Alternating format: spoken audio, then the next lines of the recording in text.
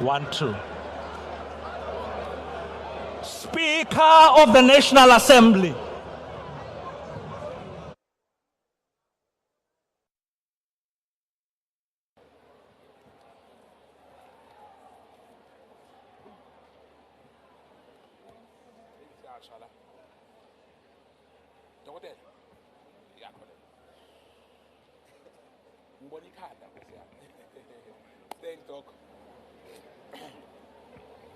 May we now have a moment of silent prayer and meditation.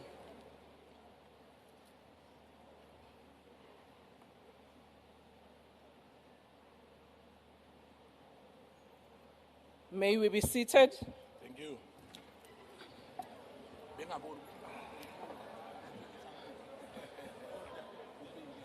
Order, honorable members.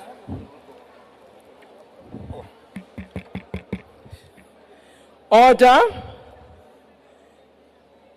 Today we have only one item on the agenda, and that will be the introduction of the appropriation bill, introduction of public sector pensions and related payments bill, introduction of ESCOM debt relief, and introduction of revenue laws bill. I will now ask the secretary to read the first order.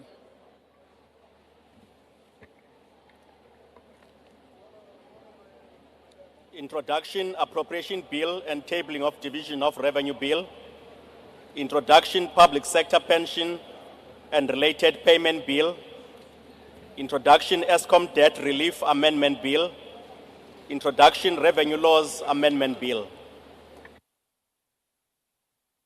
Thank you, Honorable the Minister of Finance. Order, Speaker. On a point of order, Speaker. Order, honorable member. I will ask the minister to take a seat first. There are two members. Honorable Mauto, there's the first member who raised his hand is Honorable Manye. I'll recognize you after him. Thank you. Honorable Manye, what's the point of order? Thank you, Speaker. Speaker, for us as the MK Party, we are asking purely based on the values of Ubuntu that on the 19th of February we're here to listen to the budget speech, which didn't happen. We think that the minister will be within the values and the realm of Ubuntu for him to apologize to this House for making us come here for nothing, and must also apologize to the people of South Africa, which we represent here, that that day did not happen. So we're asking that that apology must happen. And also, Speaker, we also want to ask the minister to take this House into his confidence to say what exactly caused him not to table the budget speech on the 19th. Thank you, Speaker. Thank you, Honorable Maude. Minister, you can take your seat. Minister, you can take your seat. I'll recognize the EFF. Yes, Thank Honorable you, member. Speaker. Speaker, I was looking at the time when you sat on that chair. It was exactly 3 minutes past 2. The House sitting is scheduled to start at 2. So, Speaker, you were late. All of us were here. The honorable thing for you to have done was to apologize for coming late and explain why you actually came late. So please, we request you to apologize for coming late and tell the country why you arrived late in this sitting that you have called yourself. Thank you. Thank you, honorable members. We have noted both your requests as well as your comments. I want to remind honorable members that during the sitting on the 19th, which never proceeded to be the sitting, we gave an opportunities for parties to express themselves. Members of the executive were here, the leader of government business were here, and I'm sure the minister in presenting the budget have noted the concerns that have been raised then and have noted the concerns as they have been raised now. And I will leave it to the minister to then deal with the matter. Secondly, Honorable Maude, indeed, we start at 2. Oh, yes, sir? Okay, can you allow me to assist the minister? Let's not do what we usually not do in this house. We have decorum, we respect one another, and we allow the speaker to do what she has to do. Indeed, we're supposed to start at 3. We started, okay. On Wednesdays, we usually start at 3, but today, because of the presentation of the budget, we started 2. We do apologize because there were a bit of, people here on the aisle, which the Sergeant at Arms was trying to remove. I was here before 2 p.m. But we do apologize that we did not start exactly on the time as you requested. And all of us know that last time we had a not so kind dress rehearsal for a budget which will now be presented, but we are now asking the Minister of Finance.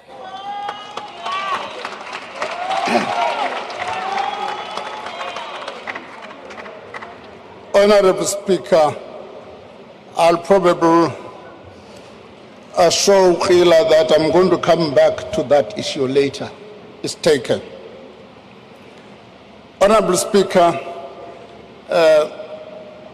Togo Didiza, Deputy Speaker, Anneli Lotrit, Chairperson of the National Council of Provinces, Refulum Ntsweni Tsipane, Deputy Chairperson of the National Council of Provinces, Les Governor, His Excellency, the President of the Republic of South Africa, Cyril Ramaphosa, Honorable Deputy President Paul Mashatile, Cabinet colleagues, members of the Executive Council for Finance, honorable members, Governor of the South African Reserve Bank, Commissioner of the South African Revenue Service, fellow South Africans.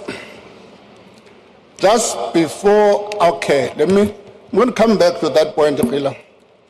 I have the honor to table the following documents before this House.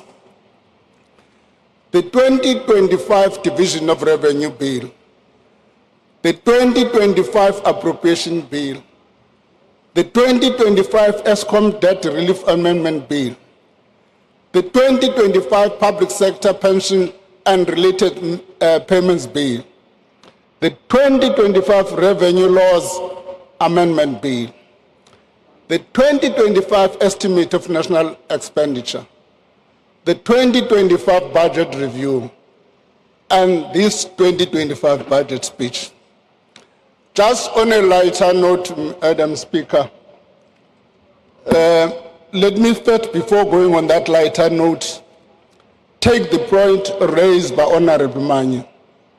And indeed, it was an inconvenience for this Parliament and the people of South Africa. And indeed, we owe this Parliament an apology. And we owe the people of South Africa an apology. No doubt about that. We didn't like the postponement. But on a lighter note, I saw on social media something that said this budget is postponed until my favorite club wins. That is Kaizer Chiefs.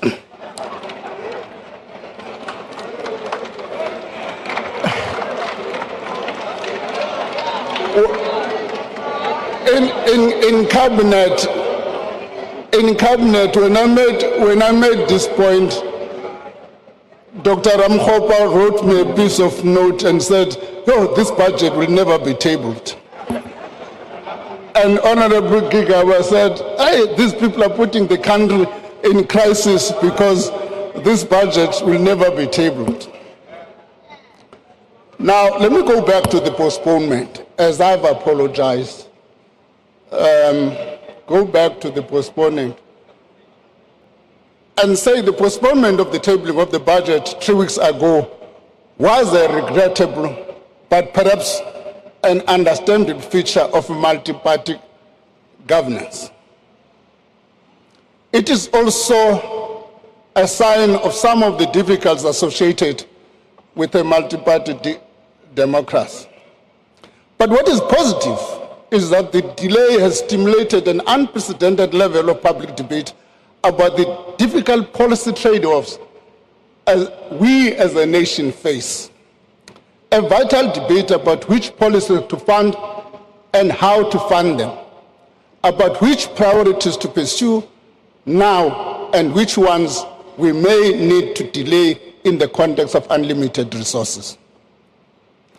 As much as the debate has been dominated by the proposed increase to value-added tax, the bigger debate must be about how we grow the economy for the benefit of all South Africans. A bigger, faster-growing economy and the larger fiscal resources that comes with it would give us more fiscal room to meet more of our developmental goals. But the truth is that our economy has stagnated for over a decade. In that time, GDP growth has averaged less than 2%, far below the level required to meet our expanding list of needs. In 2024, the economy grew by only 0.6%. Over the medium term, GDP growth is projected to average 1.8%. To meet our goals of redistribution, redress, and structural transformation, the economy needs to grow much faster and in an inclusive manner. This is the central objective of the current administration. Today's budget proposes a bold and pragmatic approach to achieve this formidable task. It calls for macroeconomic stability supported by sound fiscal policy, for the deepening of structural reforms to remove the obstacles to growth and job creation, and for scaling up infrastructure to unlock the productive capacity of the economy while building a capable state that supports all these efforts. The budget remains committed to a balanced fiscal strategy. As projected in the 2024 medium-term budget policy statement, a budget primary surplus of 0.5% of GDP will be achieved in the 2025, and this will grow to 0.9% in 25-26. Government debt will stabilize at 76.2% of GDP in 25-26, while the consolidated budget deficit also narrows to 3.5% by 27-28. Madam Speaker, as debt stabilizes, a growing surplus will enable the government to reduce debt service cost as a proportion of revenue. Some of these savings will be used to build up fiscal buffers that we need as protection against future economic shocks.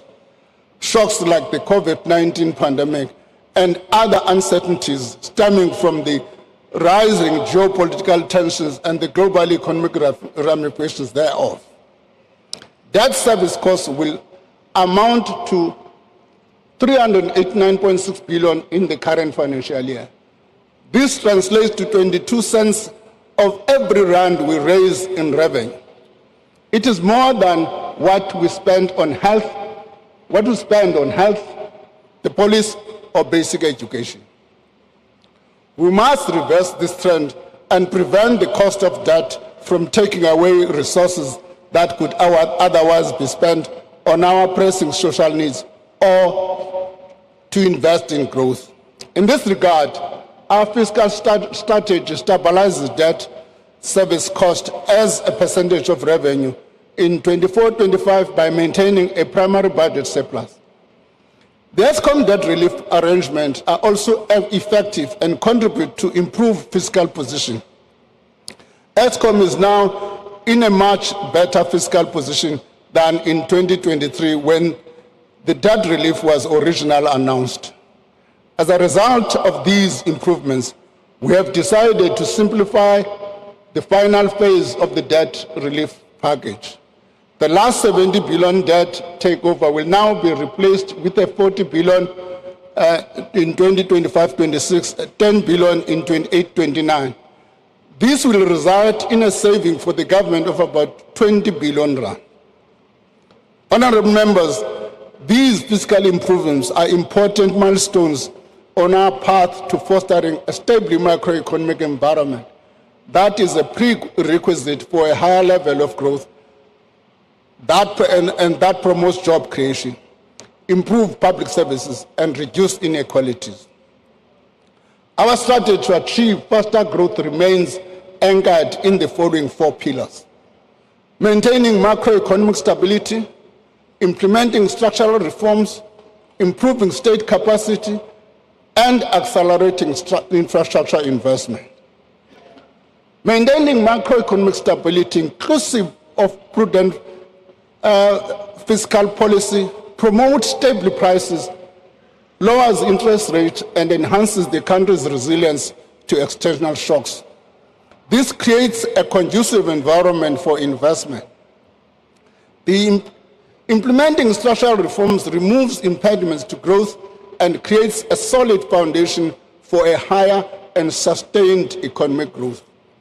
Madam Speaker, it was out of this realization that economic growth and fiscal stability are mutually reinforcing that Operation Vulindlela was formed as a joint venture between Treasury and the Presidency to fast-track the implementation of the structural reforms.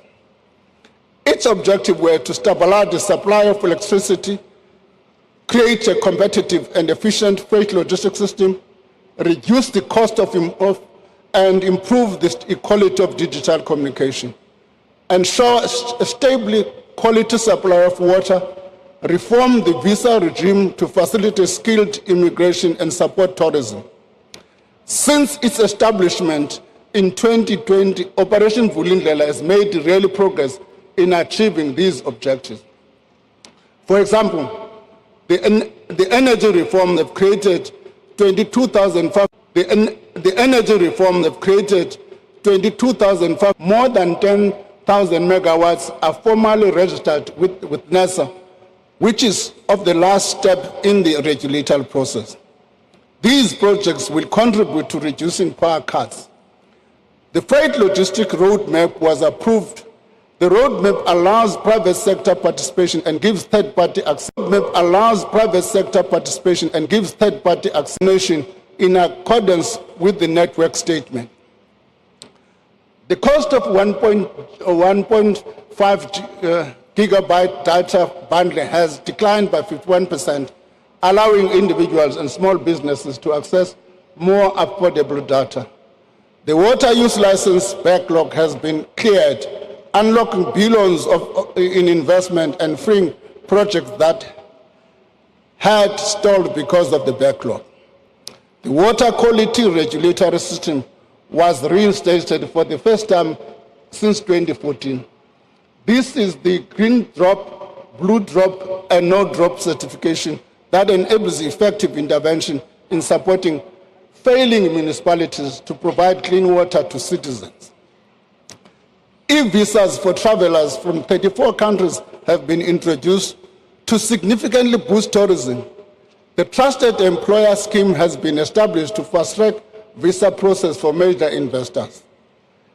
These achievements have eased economic bottlenecks and built on the successes. So phase 2 of OV will focus on the following: through existing reforms in energy, water, logistic, and visa system, strengthen local government in improving the delivery of basic services, harnessing digital public infrastructure as a driver of growth and inclusion, and creating sufficient productive and inclusive cities. Madam Speaker, infrastructure is a key pillar of our growth strategy. It is the bedrock for economic development, a key source of jobs, and an avenue for scaling up service delivery. This budget reflects that understanding. Allocation towards capital payments are the fastest growing area of spending by economic classification. Public infrastructure spending over the next 3 years will amount to more than 1 trillion rand. The spending will focus on 3 sectors: 402 billion rand for transport and logistics, 219 billion for energy infrastructure, 156 billion rand for water and sanitation. In transport, the South African National Roads Agency will spend 100 billion rand over the medium term to keep the national road network in good condition. Provincial roads departments will reseal over 16,000 lane kilometers of roads in their areas of authority. Passenger Rail Agency of South Africa is making steady progress to rebuild the infrastructure to provide affordable commuter rail services. To sustain this progress, we have provisionally allocated an additional 19.2 billion over the medium term for critical signaling.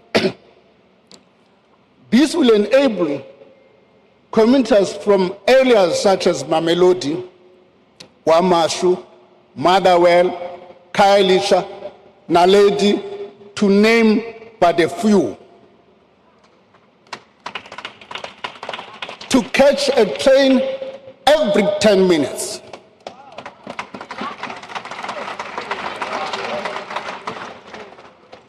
To get to and from work and significantly reduce the money that lower income households spend on transport. Let me pause and show an example. Let me pause. The World Bank has produced a report. People tend to be selective when they read the right report. They don't read what they don't like. What that report says is that rand for rand, if you had to compare a worker from South Korea and a worker from South Africa, rand for rand, the South African worker gets lesser disposable income than the South Korea. The explanation is cost of transport. In South Africa, that cost of transport is affected by two things: the spatial dimension, and secondly, the cost of transport.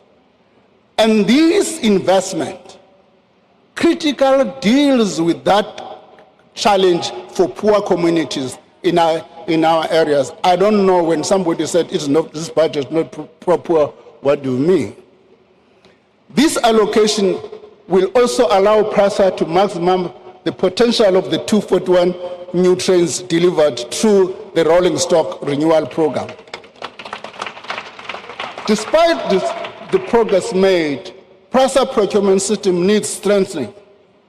The management of the unit of the entity has already instituted measures to strengthen their procurement weaknesses. This includes getting support from the National Treasury to build capacity and mitigate risks, and undertaking live audits for larger procurement projects.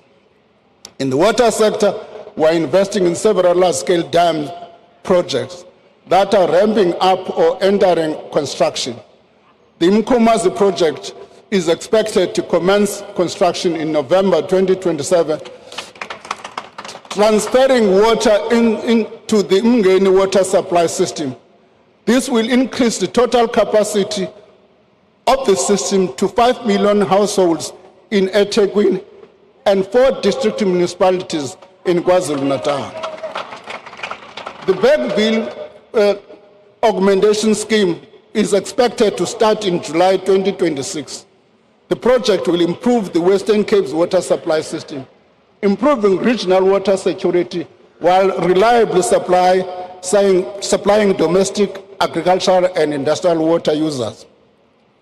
To further accelerate infrastructure delivery and effectiveness, we are continuing reforms to facilitate greater private sector participation, capital budget reform and alternative infrastructure financing. The new regulations for public-private partnerships have been finalized and will take effect on the 1st of June 2025. The regulation reduces procedural complexity of undertaking PPPs, create capacity to support and manage PPPs, create clear rules for managing unsolicited bids, and strengthen fiscal risk governance. The regulation also makes provision for national department to establish sector-specific PPP units These units will drive private sector participation, creating opportunities to optimize the balance sheets of financial distressed state-owned companies. The Department of Transport and Transnet will engage the market on PSP projects in the following areas: the iron ore, chrome, coal, and manganese lines, expansion and automation of the ferrochrome and magnetite terminal at the port of Richards Bay, the container and automotive sectors, including the potential designation of the South African container port system as a regional transshipment hub for major shipping lines, and establishment of independent rolling stock leasing company. Should Transnet require gap funding for its PSP project, the budget facility for infrastructure will consider these after proper packaging and financial structuring. Additional guarantees may also be considered to finance the entity's maturing debt as well as its capital investment program. In the energy sector, the independent transmission program will be launched later this year. A request for information for a multi-line transmission packaging will also be issued by the Independent Power Producer Office in July this year, followed by a request for proposal in November. This will enable the private sector to play a key role in the expansion of the transmission network. Madam Speaker, we have reconfigured the BFI, the budget for infrastructure facility, to run multiple bid windows instead of just one annual window. Earlier this week, we published a call for proposal under the new system. The first window is now open and will close mid-April. The next window will open soon thereafter. Financing decisions to determine the appropriate fiscal mechanism to support projects have also been separated from the evaluation and budget processes. This will facilitate the mobilization of significant private finance and improve allocative efficiency in fiscal support. This includes financing for proposals approved during the special window last year. Lastly, our efforts to diversify the financing structure to support infrastructure are taking shape. A credit guarantee vehicle to mobilize private sector capital by de-risking projects will be launched in 2026. Its initial focus will be on independent transmission, aimed at bridging the energy transmission deficit. Once the vehicle has demonstrated its efficacy, it will be broadened to include other sectors. Government will issue its first infrastructure bond in 25-26. We will also introduce other innovative financing instruments to diversify the infrastructure fund sources. Financial institutions, including pension funds, banks, development banks, and international financial institutions, have already expressed interest in participating. This, Madam Speaker, is how we plan to leverage infrastructure investment to ease supply-side constraints to the economy and improve access to social services the people get. Madam Speaker, there are several persistent spending pressures in health, education, transport, and security. These have to do with the government properly fulfilling its service delivery mandate. After careful consideration, the government has decided to fund these. Deferring the funding of these sectors further would compromise the government's ability to meet its constitutional obligation to those people. To raise the revenue needed, the government proposes to increase the VAT rate by 0.5 percentage point in 25-26 and by another 0.5 percentage point in the following year. This will bring the VAT rate to 16% by 26-27. Let me pause for a moment. Let me pause for a moment and say, Order, honorable members.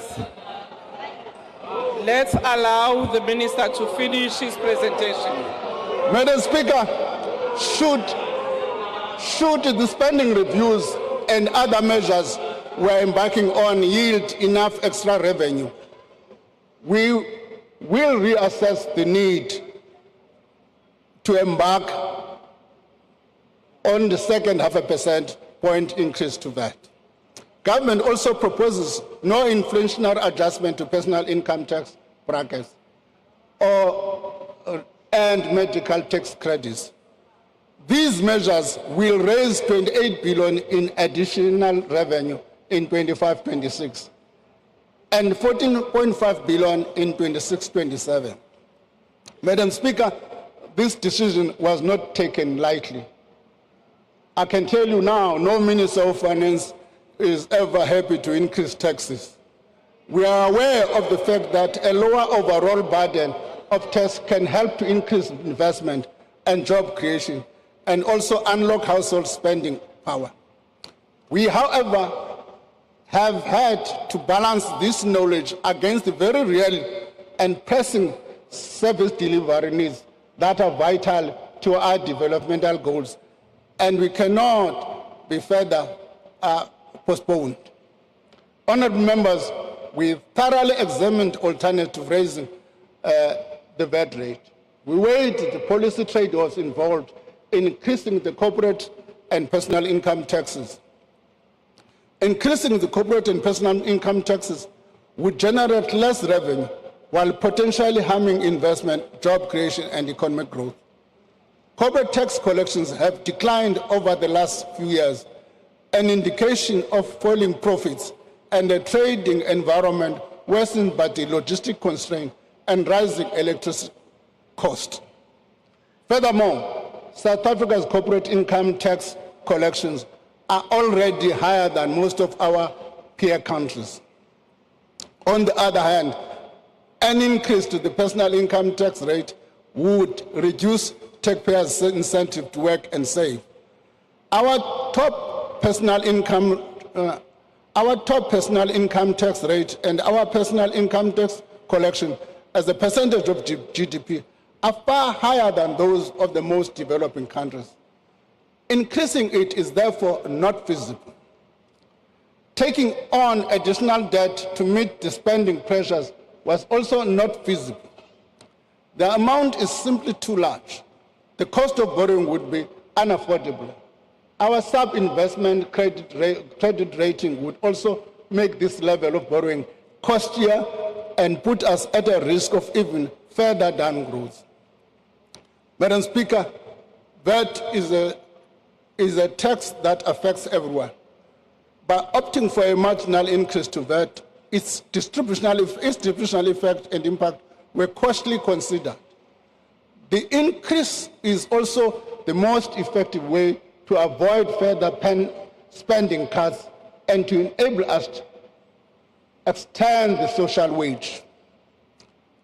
The government is very aware of the cost of living pressures faced by households, including higher food and fuel prices and rising electricity and transport costs. This is why we are taking concrete steps to protect vulnerable households.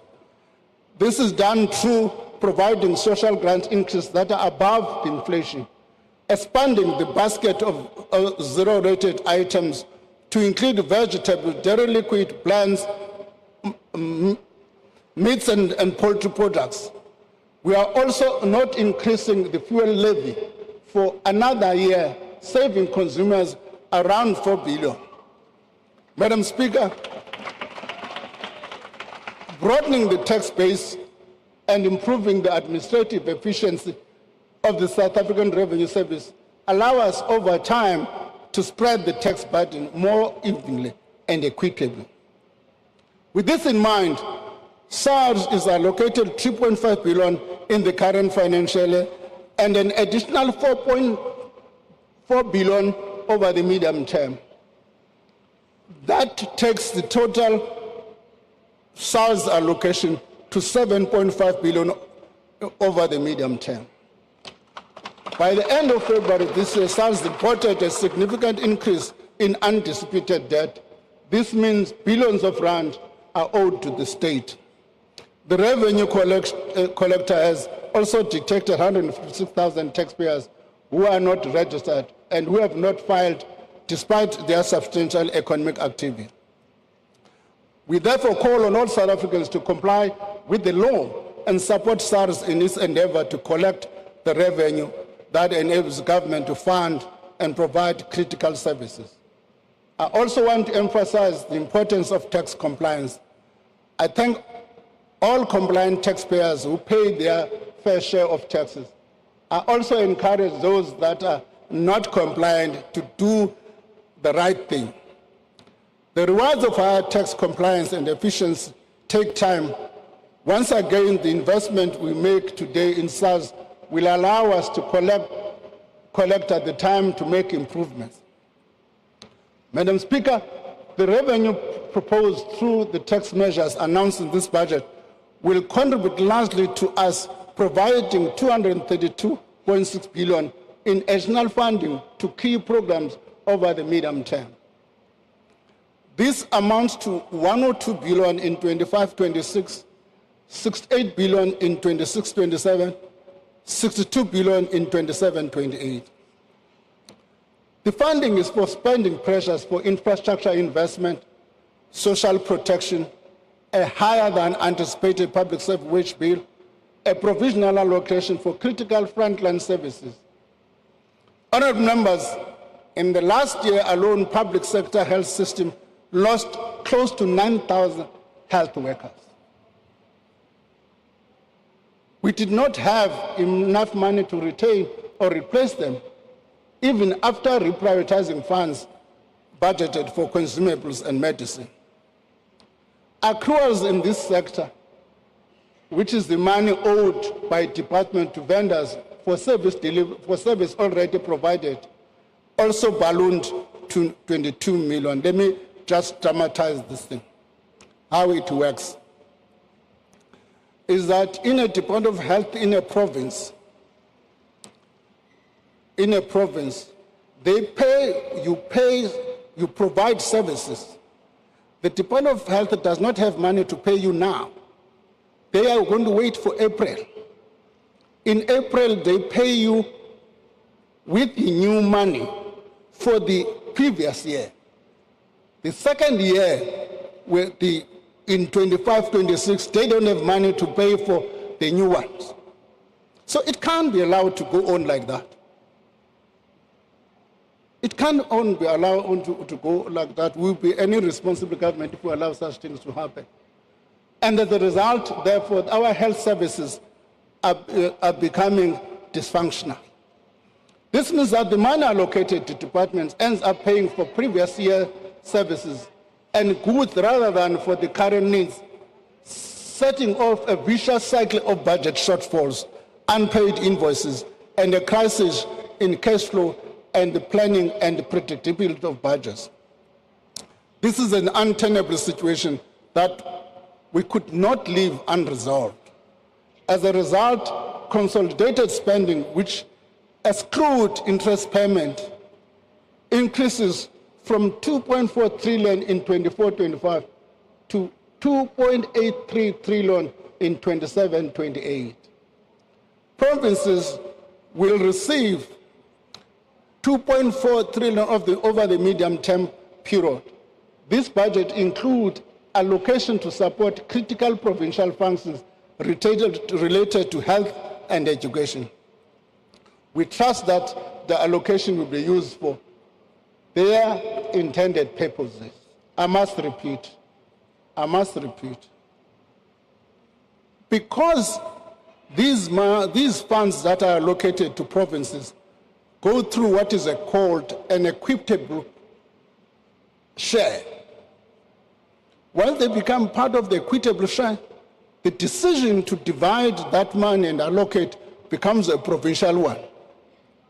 And the provincial government is at liberty to use it in any manner it decides. And the final product is the loss of capacity in health services. The local government equitable share will increase from 99.5 billion in 24-25 to 115.7 billion in 27-28. This is to fund increases in the cost of bulk water and electricity costs provided for free to needy households. In 25-26, 83% of the local government equipped share provides free basic services package for R610 per month to 11.2 million poor households.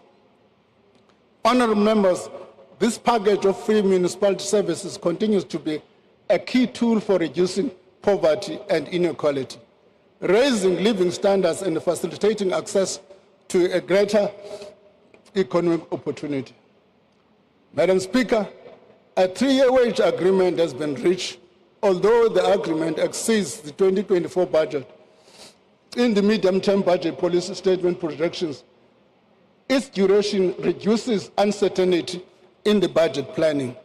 This agreement will cost an additional 7.3 billion in 25-26, 7.8 in 26-27, and 8.2 billion in 27-28. These are the companies that are outside matching for me.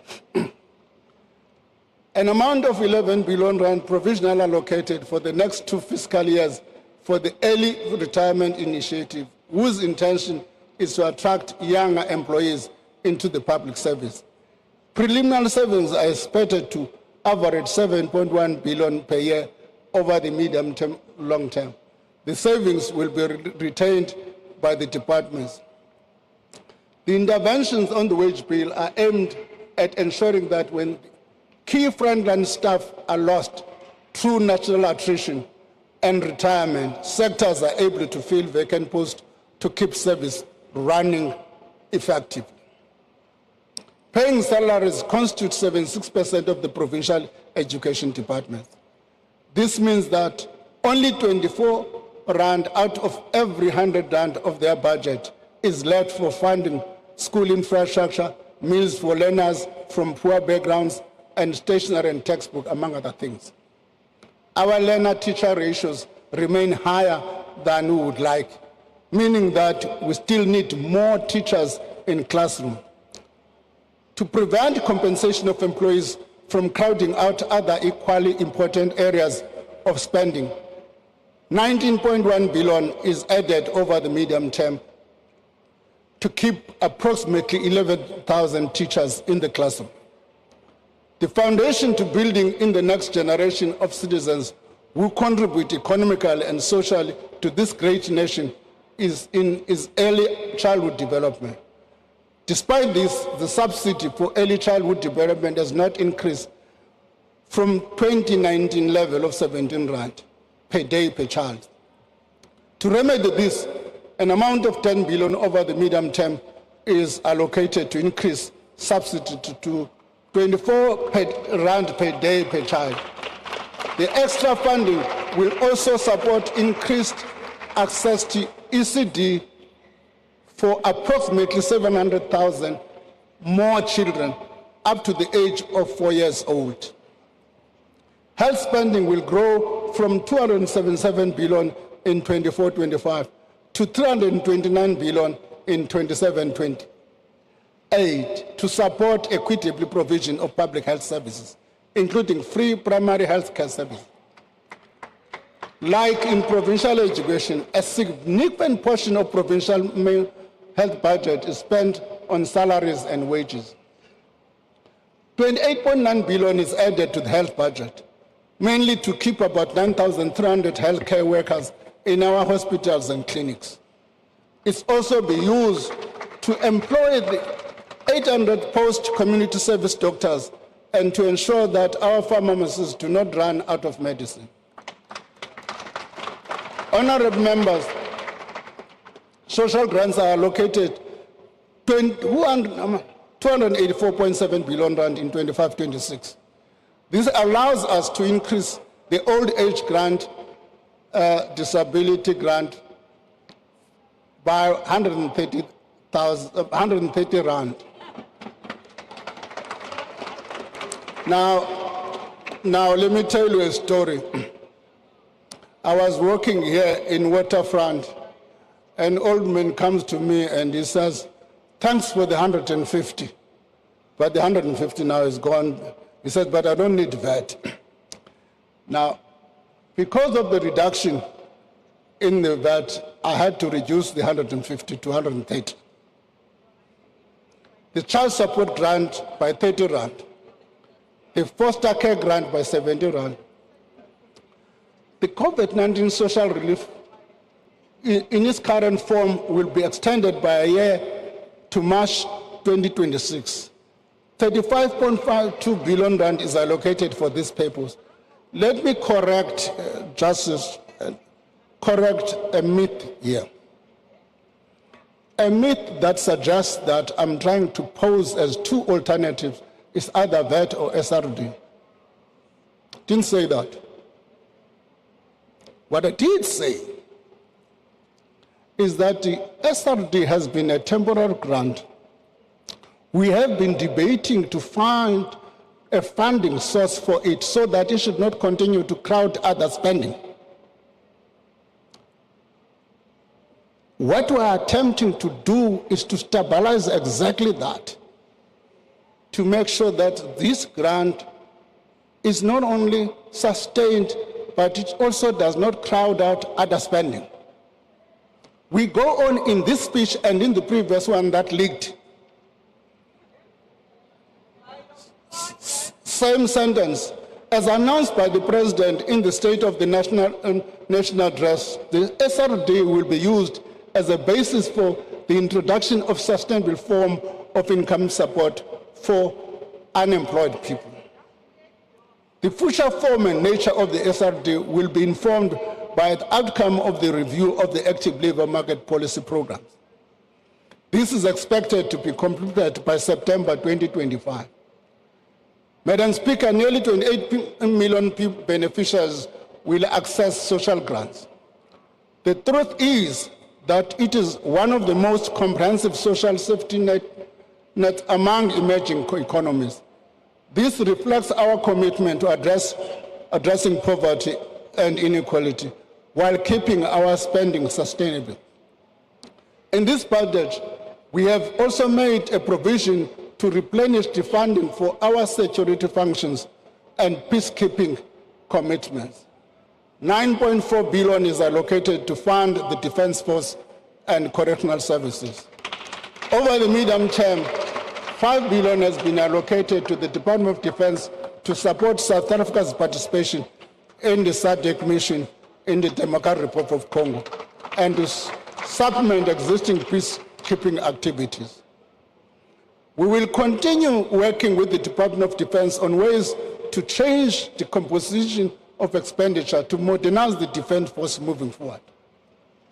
Madam Speaker, combating financial crimes and corruption is essential to protecting the integrity of our economy and the institutions that foster stability and social well-being. Funds are allocated for enhancing the financial forensic and accounting capabilities in our law enforcement institutions, further strengthening our ability to detect and prosecute complex economic crimes. These efforts address recommendations from the Financial Action Task Force and the State Capital Commission, ensuring that we continue to fight money laundering and the financing of terrorism with urgency and precision.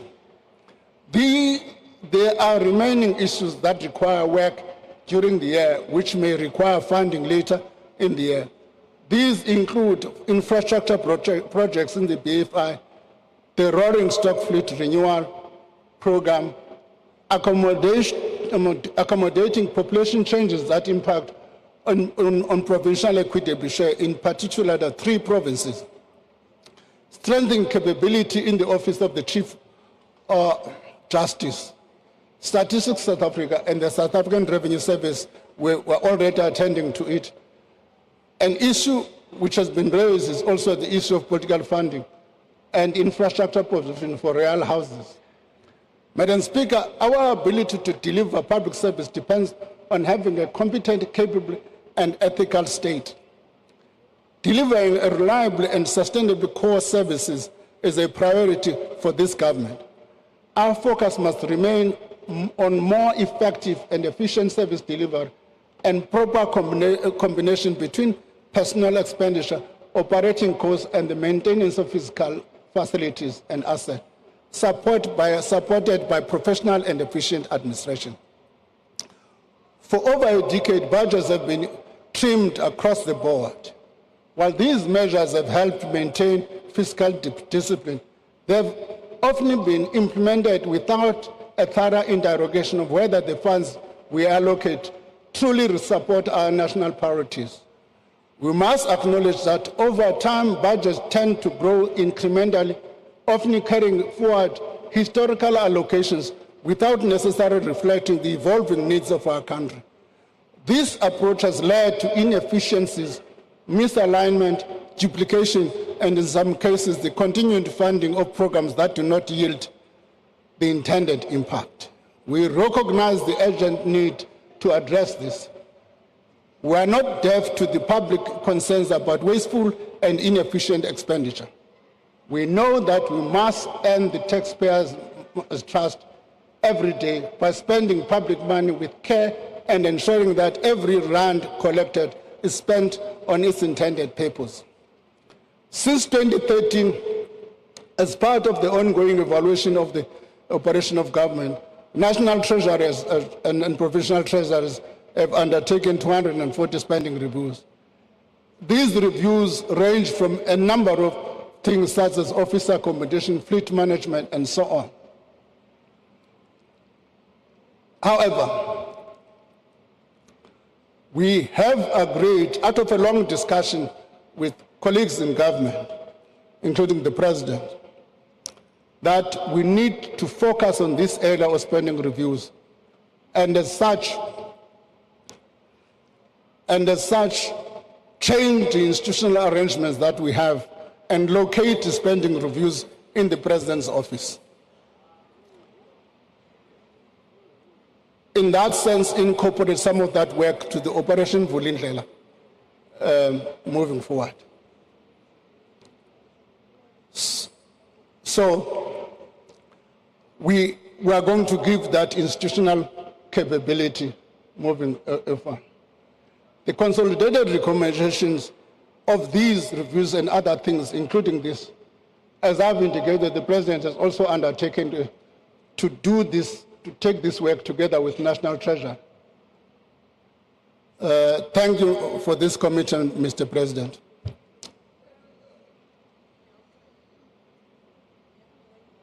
As the National Treasury, we are ready to take the lead to improve effectiveness and efficiency of spending. We will, together with the President, undertake an audit of ghost workers, starting within in national and provincial departments. Use the ongoing detailed review of labor market activity provision and public employment program to consolidate and rationalize to reduce duplications and improve operational efficiency across more than 100 active labor market programs in over 20 public institutions. The recommendation of this review will also be presented to Cabinet in due course. The entire public employment ecosystem. The aim of this review is Treasury will implement a significant changes to the budget process by reassessing the initial assumptions informing budget allocations with a view to creating room for improving spending. Madam Speaker, these reviews go beyond mere cost-cutting measures. They are allowed to systematically assess whether public expenditure is effectively aligned with the priorities of the government and whether it delivers the best possible value for money and impact for the people of South Africa while keeping us on the path of fiscal sustainability. These initiatives will give impetus to the slow implementation of the recommendation of the spending review. I call on ministers, MECs, DGs, HODs, and every official responsible for public funds to embrace these efforts and play their part. The proliferation of conditional grant has necessitated a review of the conditional grant system to reduce duplication and improve effectiveness of the programs. This budget will implement the first phase of the recommendations of the review and include merging conditional grants in the basic education and agricultural sector. Preference-based conditional grants to metropolitan municipalities are also introduced, linked to institutional governance and financial reforms to improve services. Madam Speaker, the incentives in our current disaster management system are skewed towards relief and rehabilitation, when mitigation and readiness to minimize damage is the most cost-effective response. Our municipalities stand at the front line of disaster response, yet they are hamstrung by aging infrastructure, bureaucratic fragmentation, and limited to access to emergency funds. The priority is to reduce the administrative burden to access emergency funds. Every hour of delay costs lives and livelihoods. Continuous improvements are made to the grant system to incentivize municipalities to access a variety of funding instruments for disasters. These include their own budget, the contingency reserve, conditional grant funding, and insurance. The budget allocates 1.7 billion to respond to future disaster over the medium term, while 4 billion is provisionally allocated to address backlogs recovery efforts for provinces and municipalities. The decline in municipal services is evident across cities. Towns and rural villages highlights the systematic challenges faced by this varying group of municipalities. As outlined by the President in his State of the Nation address, phase 2 of Operation Vulindlela, the institutional structure of local government will be reviewed through the updating of the white paper of local government. In line with the Constitution, the principle of funds follow functions. The review of local government fiscal framework will examine how to appropriately finance local government relative to their functions and their form. Reforms to the revenue-generating service of local government, namely water and sanitation and electricity and refuse removal, are underway. So, the 8 metropolitan municipalities have met the minimum requirement for participation in the Financial Performance Incentive Grant, the Urban Development Financing Grant. Further allocations in the grant are dependent on municipalities meeting specific targets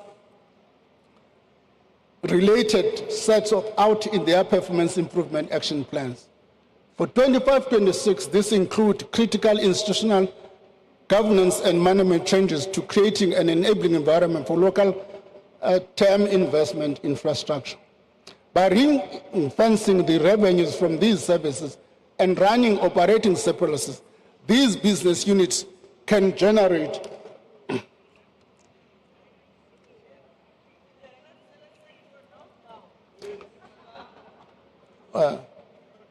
I'm not saying these units can generate funds for infrastructure improvements to deliver quality services.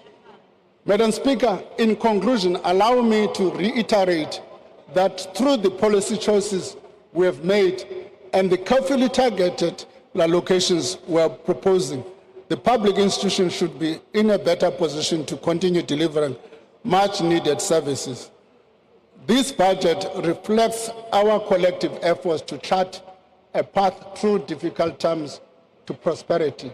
It represents a vision of future and realistic assessment of the present, as well as the options available to us right now. This vision can only be achieved by making difficult but considered policy choices, choices that weigh up trade-offs and commit to a way forward.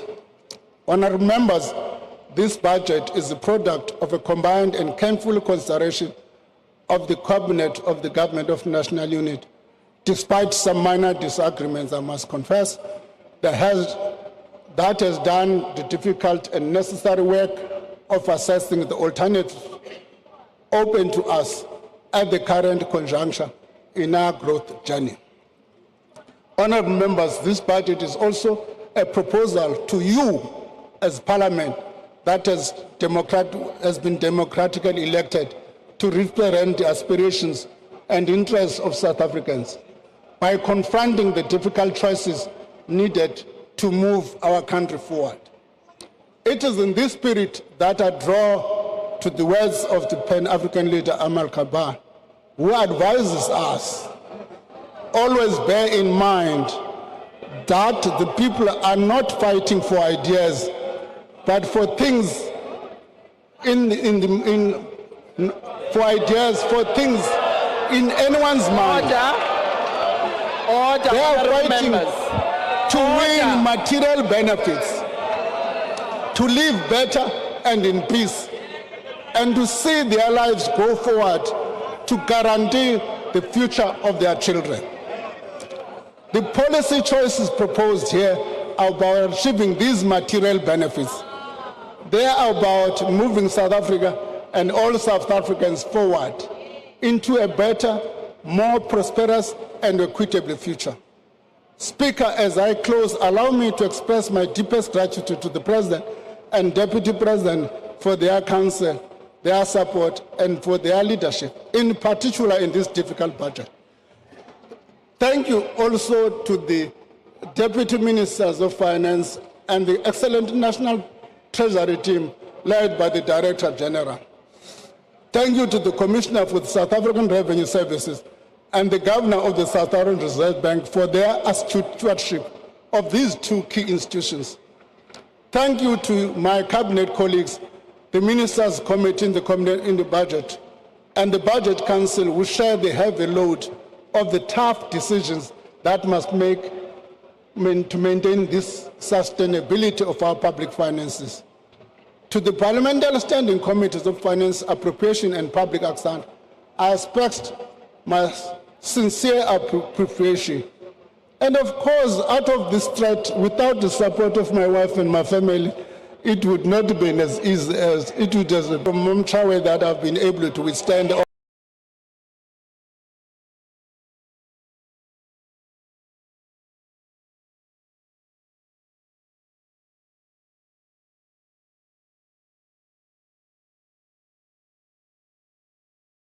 Who continue to entrust their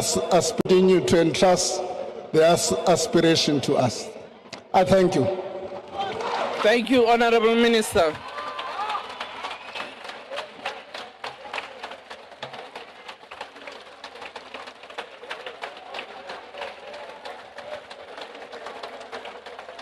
Thank you.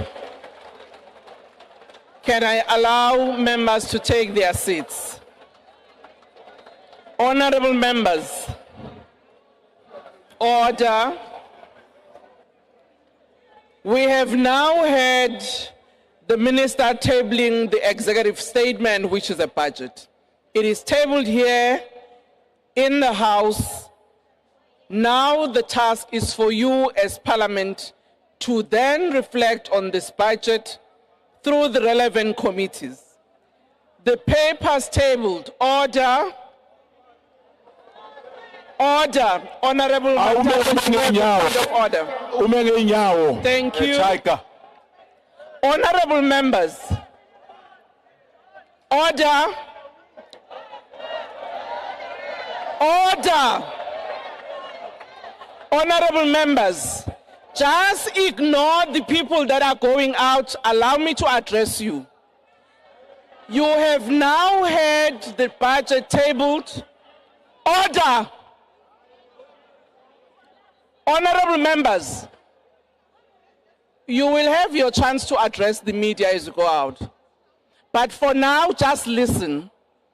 The budget has been tabled. It is now going to be referred to relevant committees to interact with the budget, which allows you an opportunity as public representatives to engage with this executive statement. And it will then come back for debate in this very House, where you will express your views. For now, the House is adjourned, and we thank the Minister for the budget. I request members to stand. Order. I request members to stand and wait for the presiding officer and the maids to leave the chamber. That concludes the business of the Maru day. John uhambile. uJohn